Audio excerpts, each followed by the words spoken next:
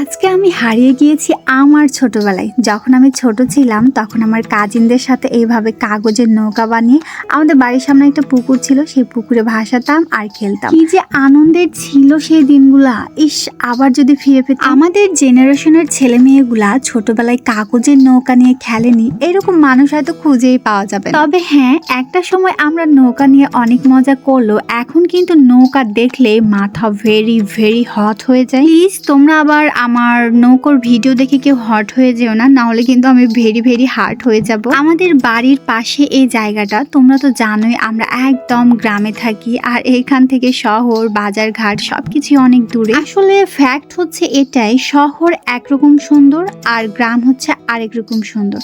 দুইটার সৌন্দর্য দুই রকম। তোমরাই বলো, আমি তো একদম গ্রামে থাকি, বাট আমার ভিডিওতে আমি তোমাদেরকে যেগুলো দেখিয়েছি সেগুলো কি কম সুন্দর? আমার যখনই বাড়িতে মন খারাপ করে আমি কিন্তু ঠিক তখনই এই জায়গাটাতে ঘুরতে আসি, আর চারিদিকটা দেখলে সত্যি আমার মনটা অনেক বেশি ভালো হয়ে যায়। যেই দিকেই তাকাবা শুধু সবুজ আর সবুজ, মাথার উপরে খোলা আকাশ আর চারিদিক থেকে মুক্ত বাতাসে তোমার মনটা এমনিতেই ভালো হয়ে যাবে। আর যে পানিগুলো দেখছো বয়ে চলে যাচ্ছে, এগুলো হচ্ছে দ্বীপের ফ্রেশ পানি। এই পানিগুলো কিন্তু অনেক বেশি ঠান্ডা, নাড়তে খুব ভালো লাগে। গ্রামের জনজীবন কিন্তু 12 মাসই প্রায় এরকমই থাকে।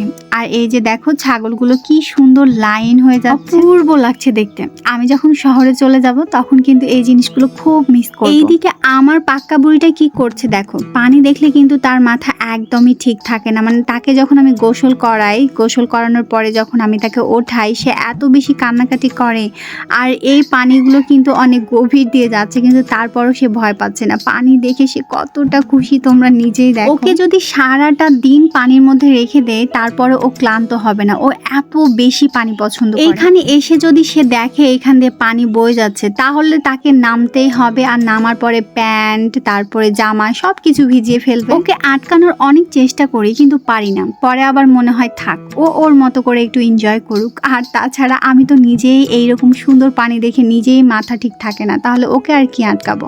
তাই মা মেয়ে যখনই এইখানে আসি আর যদি দেখতে পাই এখান দিয়ে পানি বয়ে যাচ্ছে, তাহলে দুজনেই অনেক বেশি এনজয় করি। গ্রামের এই প্রাকৃতিক সৌন্দর্যগুলোকে আমার অনেক বেশি ভালো লাগে, কিন্তু গ্রামের কিছু মানুষকে আমার একদম ভালো লাগে না। এখন তোমরা আমাকে বলতেই পারো, আপু তুমি এই কথা কেন বললা? তোমাদের সাথে অবশ্যই সব কিছু আস্তে আস্তে শেয়ার করব।